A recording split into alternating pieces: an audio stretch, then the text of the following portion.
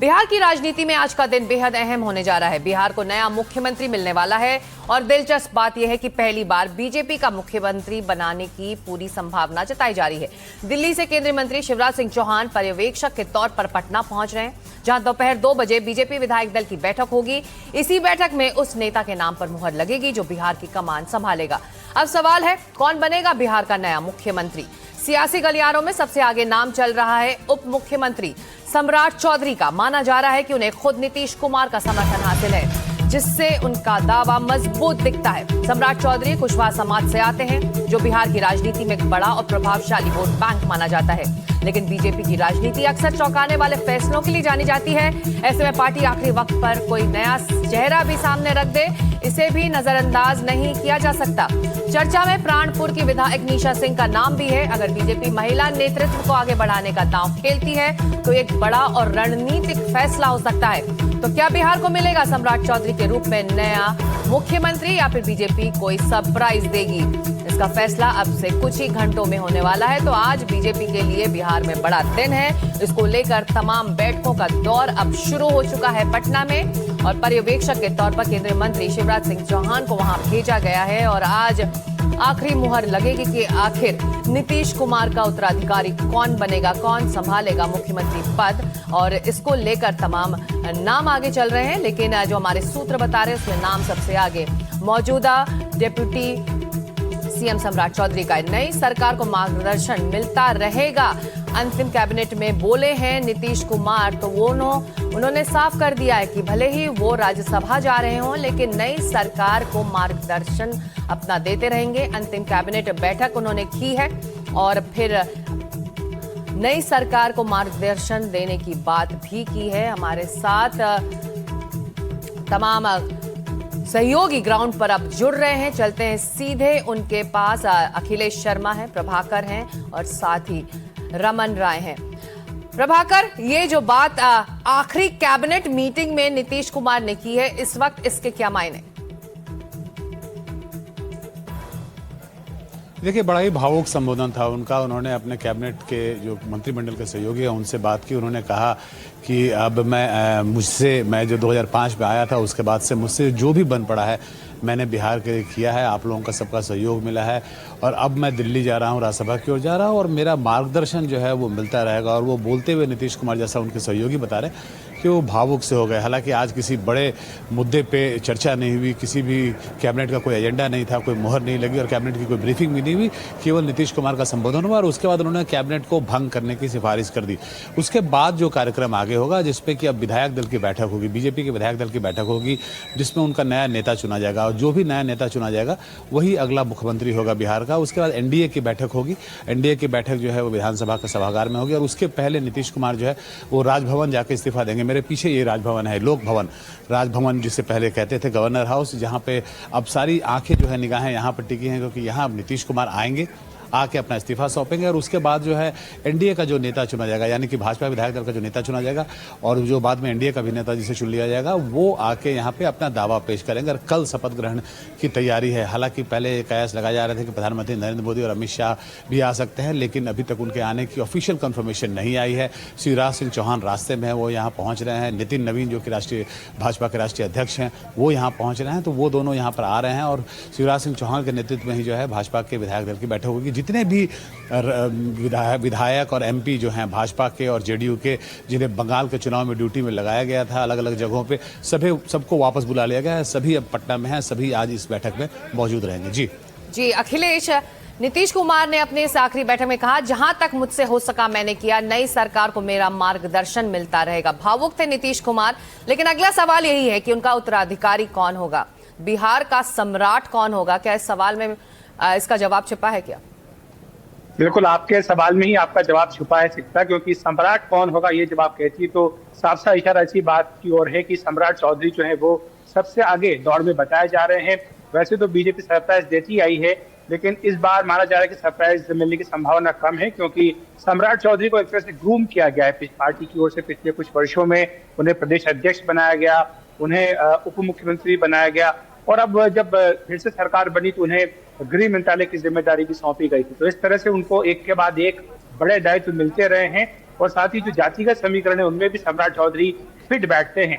तो यही कारण है कि सम्राट चौधरी का नाम सबसे आगे और सबसे पहले लिया जा रहा है नीतीश कुमार के उत्तराधिकारी के तौर पर।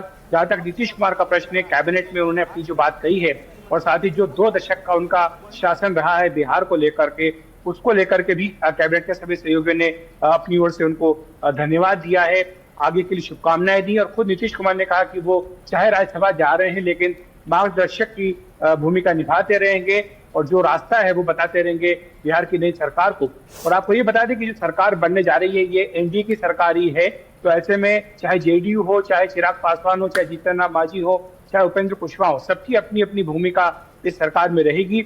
और जो अभी तक का फार्मूला रहा है बंटवारे का, मंत्रिमंडल में हिस्सेदारी का, वही फार्मूला आगे भी रहेगा, लेकिन सिर्फ जेडीयू और बीजेपी की जो भूमिकाएं हैं वो बदल जाएंगी। यानी अभी बीजेपी के 2 डिप्टी सीएम और 1 सीएम था, अब जेडीयू के 2 डिप्टी सीएम और 1 बीजेपी का सीएम होगा। तो इस तरह से ये नया फार्मूला है, जिसके चलते बताया जा रहा है कि जल्दी ही सरकार का गठन हो जाएगा। बीजेपी के राष्ट्रीय अध्यक्ष नितिन नवीन और शिवराज सिंह चौहान जो कि पर्यवेक्षक बनाए गए हैं, दोनों एक ही विमान से पटना के लिए निकल गए हैं।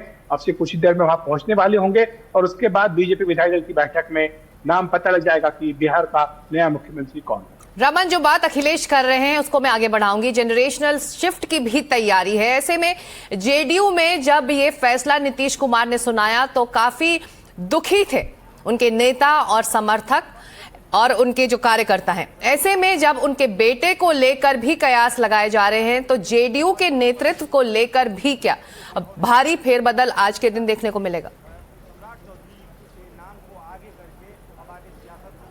जी बिल्कुल सिकता, जिस तरीके से बिहार में सत्ता का परिवर्तन हो रहा है, नीतीश कुमार से चलकर अब सत्ता बीजेपी के हाथों में जा रही है और बीजेपी का अगला मुख्यमंत्री बिहार का बनने जा रहा है। पहली बार बिहार के इतिहास में ये होगा कि भारतीय जनता पार्टी का कोई नेता बिहार का मुख्यमंत्री बनेगा और सम्राट चौधरी का नाम उसमें सबसे आगे है। लेकिन अगर जेडीयू की बात करेंगे तो निशांत कुमार को एक रणनीति के तहत नीतीश कुमार के जाने से पहले पार्टी में लाया गया, उन्हें पार्टी में शामिल कराया गया और उनकी उम्मीद है कि वो जेडीयू के नेता इलेक्ट होंगे आज, क्योंकि जेडीयू विधायक दल की भी बैठक होनी है। और ऐसे में अगर वो नेता इलेक्ट होते हैं जेडीयू विधायक दल के तो उनकी संभावना सबसे ज्यादा होगी कि बिहार के डिप्टी चीफ मिनिस्टर निशांत बन सकते हैं। ऐसे में 2 चीफ मिनिस्टर की भी, डिप्टी चीफ मिनिस्टर की बात चल रही है।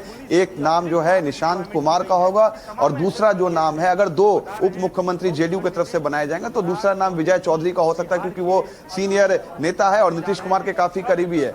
ऐसे में जेडीयू के कई नेताओं का बयान भी सामने आया था कि नीतीश कुमार को नहीं जाना चाहिए, नीतीश कुमार को बिहार में रहना चाहिए। लेकिन उस चीज को, उस डेंट को, डैमेज को कंट्रोल करने के लिए जेडीयू ने स्ट्रेटजी के तहत निशांत कुमार को सही मौके पर पार्टी में लाया और अब निशांत को भी एक बड़ी जिम्मेदारी मिल सकती है। ऐसे में नीतीश कुमार की जो भरपाई होगी वो निशांत के जरिए जेडीयू डैमेज कंट्रोल करेगी और बिहार में नीतीश कुमार का जो एक बड़ा वोट बैंक है वो कहीं ना कहीं निशांत कुमार के चेहरे पर आगे भी जेडीयू के साथ बना रहेगा। इसके ज्यादा चांसेस है। यही वजह है कि निशांत कुमार के नाम को फ्लोट कराया गया है और उन्हें अब सक्रिय राजनीति में लाया गया और संभवतः यह है कि उन्हें नेता चुना जाएगा और वो उप मुख्यमंत्री हो सकते हैं बिहार के। जी, अब प्रभाकर, जैसा कि अखिलेश कह रहे थे कि मेरे सवाल में इस सवाल का जवाब था कि अगला बिहार का सम्राट कौन होगा, लेकिन क्या एक तरह से आपके सूत्र बता रहे हैं तय माना जा रहा है अंदर खाने में कि यही वो नाम है जिस पर आखिरी मुहर लगनी है?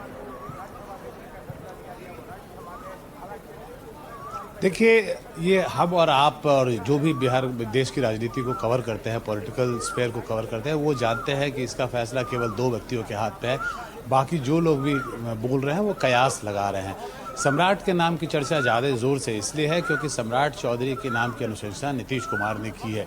नीतीश, हमारे सूत्र ये कंफर्म कर रहे हैं कि नीतीश कुमार ने भाजपा के आला कमान से ये बात की है और उन्होंने सम्राट के नाम की अनुशंसा की है। और आज के जो पॉलिटिकल सिनेरियो है उसमें अगर नीतीश कुमार ऐसा बोल रहे हैं और उन्होंने अगर खुल के उनकी अनुशंसा की है तो उनकी बात को हल्के में नहीं लिया जा सकता। लेकिन बीजेपी सरप्राइज देने वाली पार्टी के रूप में जानी जाती है और जहां तक विधायकों की बात है या बीजेपी के नेताओं की बात है तो मैं आपको बता दूं, सिकता कि बीजेपी में कम से कम 150 ऐसे लोग होंगे जिन्होंने नए कपड़े और नए कुर्ते और नए बंडी सिला के रखे हुए हैं। उनको लगता है कि शायद उनकी भी लॉटरी लग जाए, उनके भी नाम उनको भी ये मौका मिल जाए और वो भी मुख्यमंत्री बन सकते हैं। तो सभी लोग आशान्वित हैं और होना भी चाहिए। अब राजनीति में आए हैं तो आप नए कपड़े सिला के बैठे हैं कि शायद उनके नाम की अनुशंसा हो जाए, जबकि उन्होंने देखा है ना दूसरे प्रदेशों में कैसे जिनके नामों की कभी चर्चा नहीं थी उन्हें मुख्यमंत्री बना दिया गया। लेकिन क्योंकि सम्राट चौधरी के नाम की चर्चा हम जोर से इसलिए कर रहे हैं क्योंकि नीतीश कुमार ने उनके नाम की चर्चा की है, उनके नाम की एक तरह से सिफारिश की है। जी नीतीश कुमार ने जो इस वक्त बिहार की राजनीति में अखिलेश ऊंचाई छुई है, वो बीजेपी में रहते हुए आप कह रहे हैं कि बीजेपी ने उन्हें ग्रूम भी किया इस नई जिम्मेदारी के लिए, लेकिन यह भी हकीकत है कि उनकी शुरुआत बीजेपी से नहीं हुई थी। राजनीति की शुरुआत उन्होंने बीजेपी से नहीं की थी। बिल्कुल सही बात है। आरजेडी से वो जेडीयू में आए, जेडीयू से वो बीजेपी में आए और उनके जो पिता हैं शकुनी चौधरी, वो काफी मुखर विरोधी रहे हैं नरेंद्र मोदी के, अमित शाह के और बीजेपी के। इसके बावजूद भी उन्होंने अपने आप को एडजस्ट किया है, सामंजस्य बिठाया। और इसी के साथ हमने ये भी देखा कि कैसे पिछले कुछ वर्षों में बीजेपी की जिस तरह की जो चाल चेहरा और चेहरे थी उसमें अपने आप को उन्होंने रमा लिया, पूरी तरह से वो रम गए हैं उसमें और अपने आप को उसमें ढाल दिया। और जहां तक दूसरी पार्टी से आकर बड़ी जिम्मेदारी देने की बात है तो ये पहली बार नहीं हो रहा है। अगर आप पूर्वोत्तर की ओर नजर डालेंगे तो वहां पर असम से लेकर के कई ऐसे राज्य हैं जहां पर कि दूसरी पार्टियों से आए नेताओं को बीजेपी ने मुख्यमंत्री इसके संगठन की जिम्मेदारी दी है। तो ऐसे में सम्राट चौधरी भी कोई अपवाद नहीं होंगे जो दूसरी पार्टी से आकर इतनी बड़ी जिम्मेदारी संभालेंगे। लेकिन हाँ, ये बात जरूर है कि बीजेपी के कई कार्यकर्ता नेता चाहते हैं कि जो आरएसएस बीजेपी की पृष्ठभूमि का हो उसे ये दायित्व मिलना चाहिए, क्योंकि ये बीजेपी का सपना आज का नहीं है, जनसंघ के जमाने से सपना है। चाहे कैलाशपति मिश्र हो, चाहे सुशील मोदी हो, उन्होंने अपना पूरा जीवन खपाया था ये सपना देखते हुए कि बीजेपी का मुख्यमंत्री यहाँ पर एक दिन होगा।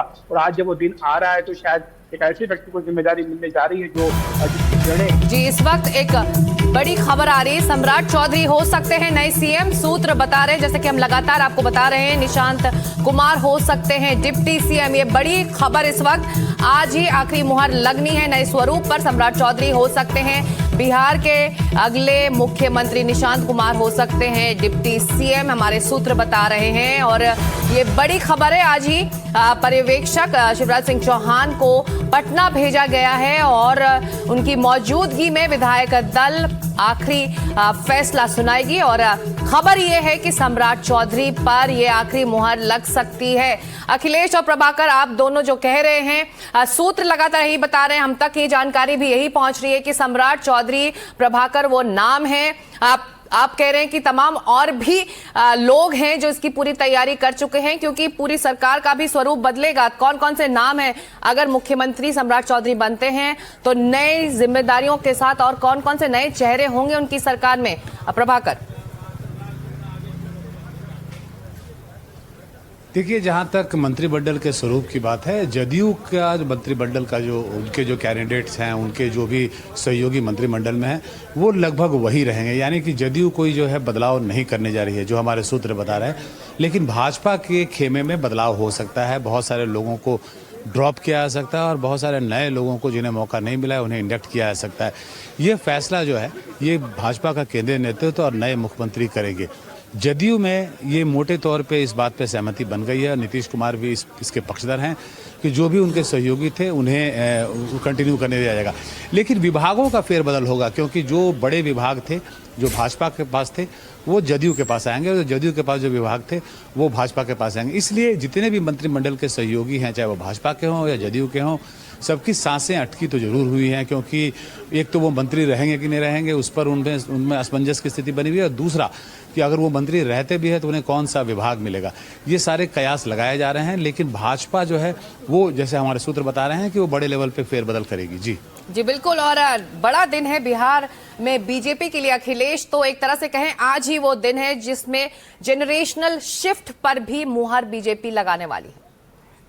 बिल्कुल, ये बड़ा बदलाव है, क्योंकि जैसा मैं कह रहा था कि काफी लंबे समय से सपना देख रही थी पार्टी कि छोटा भाई की भूमिका से हटकर बड़े भाई की भूमिका में आए। जो चुनाव परिणाम आए थे उसमें भी बिहार की जनता चाहती थी कि बीजेपी बड़े भाई की भूमिका में रहे। इसके बावजूद भी चूंकि नीतीश कुमार की अगुवाई में उनके चेहरे पर चुनाव लड़ा गया था, इसलिए उन्हें खराब स्वास्थ्य के बावजूद मुख्यमंत्री बनाने का फैसला किया गया था। लेकिन तभी यह बात तय हो गई थी कि नीतीश कुमार अधिक वक्त तक मुख्यमंत्री नहीं रहेंगे। और जल्दी ही जो कमान है वो बीजेपी को मिलेगी। और जो सहमति थी दोनों दलों के बीच में, उसी के चलते आज ये दिन आ रहा है कि जब बीजेपी का अपना मुख्यमंत्री बिहार में पहली बार बनने जा रहा है। और मैं आपको ये बता दूं कि जब नीतीश कुमार यहाँ शपथ लेने के लिए आए थे राज्यसभा की, तो उनका जो स्वास्थ्य है, जो खराब स्वास्थ्य है, वो बिल्कुल साफ तौर पर दिखाई दे रहा था सकता। वो कई लोगों को पहचान नहीं पाए। जब शपथ लेने के लिए गए तो कई मंत्री वहां पर मौजूद थे, उन्होंने नमस्ते की, लेकिन उनको वो पहचान नहीं पाए। तो ये बिल्कुल साफ तौर पर दिखा रहा है कि किस तरह से नीतीश कुमार का जो हटने का फैसला है ये उनके स्वास्थ्य कारणों के चलते है, और एक तरह से राज्य के हित में किया गया फैसला है, क्योंकि वो खुद ये मान रहे थे कि उनसे जिस तरह की अपेक्षाएं हैं कामकाज करने की, वो अपेक्षाओं पर वो खरे नहीं उतर पा रहे थे। ये कारण है कि उन्होंने पीछे हटने का फैसला किया और अब राज्यसभा का सदस्य होते हुए वो मार्गदर्शक की भूमिका निभाते थे। बिल्कुल। और तमाम कयासों में ये भी खबर है कि निशांत डिप्टी सीएम बन सकते हैं, रमन। तो ऐसे में इस वक्त ये बताइए कि वो हैं कहाँ और क्या कर रहे हैं, कोई जानकारी इस वक्त निशांत के बारे में?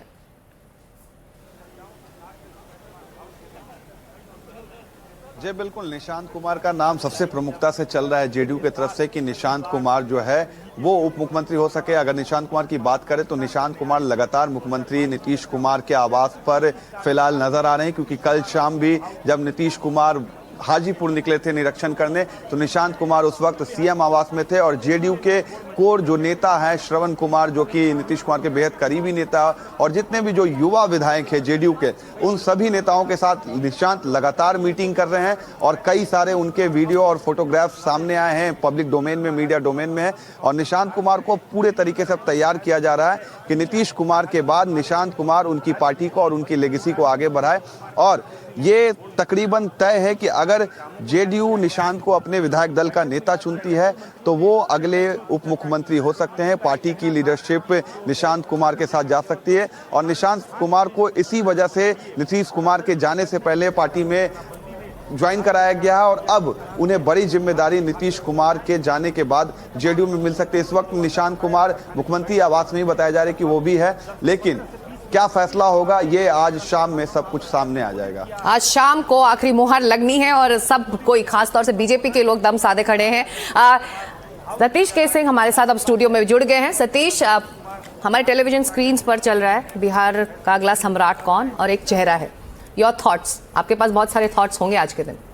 देखिए, नाम तो सही में सम्राट चौधरी का चल रहा है, लेकिन एक जेडीयू के नेता ने कल मुझे एक मैसेज किया जो इस फोन में है कि एक लखेंद्र कुमार रोशन हैं कोई, जो मंत्री हैं बिहार सरकार में, उनका भी नाम चल रहा था। इस बार तो बिहार में नाम ही नाम पर नाम चल रहा है। तो मैंने आपके पहले शो में भी यही कहा कि दो ही सवाल है, क्या सम्राट बनेंगे, और दूसरा कि क्या निशांत बनेंगे। दरअसल देखिए, जेडीयू की अगर मैं बात बताऊं तो निशांत को इसलिए लाया गया था कि निशांत पार्टी बचा सकते हैं, क्योंकि जेडीयू में दो धड़े हैं, एक भाजपा ग्रस्त है और भाजपा से त्रस्त इकाई है। तो हमको लगता है भाजपा से त्रस्त इकाई ने निशांत को आगे बढ़ाया, और नीतीश जी के लिए भी एक डील हो गया कि भाई कि एक बेटा जो है वो नेपथ्य में था, वो सीधे अब मान लीजिए उप मुख्यमंत्री बन जाता है। नहीं भी बनता है तो जेडीयू का जो फ्यूचर नेतृत्व है, जो उनका कोर वोट बैंक है, और जो उसका एक एग्जिस्टेंस रहा है बिहार में, उसका नेतृत्व निशांत करेंगे। अब सफल होते हैं या नहीं, ये आगे की बात है। ऐसे में जब सम्राट चौधरी का नाम आगे चल रहा है, प्रभाकर ये बताइए, जातीय समीकरण के बिना बिहार में ग्राउंड पर राजनीति नहीं हो सकती, तो बीजेपी जब ये नाम आगे कर रही है, या फिर ये सूत्र बता रहे हैं कि ये नाम है जिस पर मुहर लगनी है, तो कैसे जातीय समीकरण साधे जाएंगे इस नाम के बाद? देखिए, अगर सम्राट बनते हैं तो जो जातीय समीकरण के बॉक्सेस हैं वो पूरी तरह से टिक होते हैं, क्योंकि आप इसके पहले देखें नीतीश कुमार जो कि कुर्मी जाति से आते हैं वो मुख्यमंत्री थे, और सम्राट चौधरी जो कि कुशवाहा जाति से आते थे वो उप मुख्यमंत्री थे। अगर इससे आप पलट दें, और अभी जो हम सिनेरियो जिसकी बात कर रहे हैं जिसमें सम्राट चौधरी जो है मुख्यमंत्री बनते हैं, कुशवाहा जाति से आते हैं, और निशांत कुमार जो कि उप मुख्यमंत्री बनते हैं, वो कुर्मी जाति से आएंगे। तो जो कास्ट इक्वेशन के बॉक्सेज हैं वो पूरी तरीके से टिक होते हैं, और ये भी एक बड़ा कारण है कि सम्राट चौधरी के नाम पे लोग आपको सर हिलाते हुए दिख रहे हैं, क्योंकि उससे जो कास्ट इक्वेशन है, मौजूदा कास्ट इक्वेशन जो बिहार में पिछले इतने सालों से चल रहा है, वो डिस्टर्ब नहीं होता है, वो कहीं से डिसमेंटल होता हुआ नहीं दिख रहा है, अपसेट होता हुआ नहीं दिख रहा है। सम्राट चौधरी कुशवाहा जाति से आते हैं, कुशवाहा जाति का खासा दबदबा है, और भाजपा भी चाहती है, क्योंकि पिछले बार हमने देखा है, पिछले बार के विधानसभा चुनाव में और उसके पहले खासकर लोकसभा चुनाव में कुशवाहा जाति ने भाजपा के खिलाफ वोट किया था, जिसके कारण लोकसभा में खासा नुकसान भी झेलना पड़ा था एनडीए को। तो कुशवाहा जाति के मुख्यमंत्री को बनाकर भाजपा एक तरह से कुशवाहा जाति को भी साधने की कोशिश करेगी। जी जी बिल्कुल। और अखिलेश, जो बात मैं आपसे कर रही थी कि शुरुआत सम्राट चौधरी की बीजेपी से नहीं हुई थी, लेकिन बावजूद उसके बीजेपी ने उन्हें ग्रूम किया है, अपने नेता के तौर पर उन्हें उभारा है, और अगर हमारे सूत्रों की खबर सही है तो ये जिम्मेदारी वो आज शाम संभालने के लिए तैयार भी होंगे। लेकिन हकीकत ये भी है कि सम्राट चौधरी अगर नहीं तो कौन, क्योंकि बीजेपी में एक लीडरशिप गैप जो था, जो एक वैक्यूम था बिहार में, वो था सुशील मोदी के जाने के बाद। देखिए, कई सारे विकल्प हैं। अगर सम्राट चौधरी का नाम नहीं होता है, मान लीजिए, वैसे तो करीब करीब तय माना जा रहा है, लेकिन फिर भी कई सारे चेहरे हैं बीजेपी के पास, चेहरों की कमी नहीं है। लेकिन हाँ, ये बात जरूर है कि नीतीश कुमार की छाया में बीजेपी रही है करीब 2 दशक से बिहार में, और यही कारण है कि वो अपना जो लीडरशिप जिस तरह से उसको डेवलप करनी चाहिए थी वैसी नहीं कर पाई।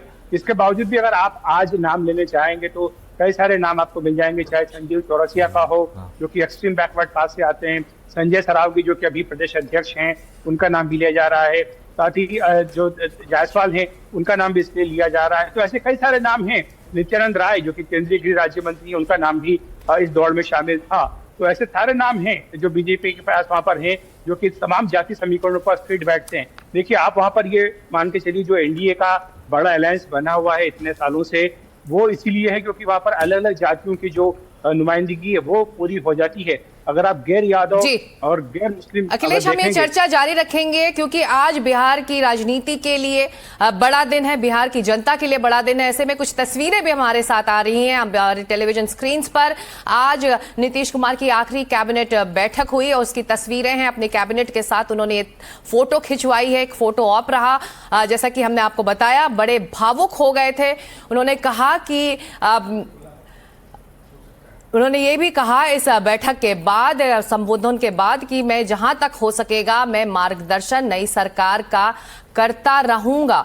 और साथ ही उन्होंने तस्वीरें खिंचवाई हैं अपनी कैबिनेट के साथ। नीतीश बोले, नई सरकार को मेरा मार्गदर्शन मिलता रहेगा। ये साथ ही ये भी कहा कि 2005 में मैं सरकार में आया, जहां तक हो सका मैंने किया। और बहुत भावुक हो गए, जैसा कि लगातार प्रभाकर भी कह रहे हैं, इस आखिरी बैठक में भावुक हुए हैं। और क्यों ना हो, एक अरसे से उन्होंने ये बड़ी जिम्मेदारी संभाली थी, नेतृत्व कर रहे थे वो बिहार का, और आज उनका आखिरी दिन था। अब वो दिल्ली का रुख कर रहे हैं, राज्यसभा के वो सदस्य बन गए हैं, और ये जिम्मेदारी अब वो पास ऑन कर रहे हैं अगली जनरेशन के लिए। तो आज इस फोटो ऑप के दौरान जो तस्वीरें हम देख रहे हैं, इस कैबिनेट मीटिंग की तस्वीर है, और ये आखिरी मीटिंग के बाद उन्होंने कहा भी कि ये मेरे लिए बहुत बड़ा दिन है। 2005 से मैंने लगातार वही किया जितना हो सका, और अब मैं आगे भी मार्गदर्शन करता रहूंगा। जी जी भी हमारे साथ जुड़ गए हैं। जो बात अखिलेश कर रहे थे जी कि नीतीश कुमार की छाया से अब नए नेता को या नए सीएम को निकलना होगा। सम्राट चौधरी को ये जिम्मेदारी मिल सकती है, किस तरह से निकालेंगे और एक नई पहचान बनाएंगे अपने? मेरे अनुसार सिक्का बिहार के लिए सबसे जरूरी है विकास। बिहार उस कगार पे पहुंच गया है, मतलब 20 साल में नीतीश कुमार भी एक तरह से कह सकते हैं कि विकास पर जोर दिए। इनफैक्ट मैं बहुत बार वोटर से पूछता था तो बहुत लोग कहते थे मुझे कि कोई आज तक नहीं मिला बिहार में जो बोला होगा कि नीतीश कुमार कुर्मी लीडर थे। उन्होंने यही कहा कि नीतीश जी का पहचान विकास, जब बात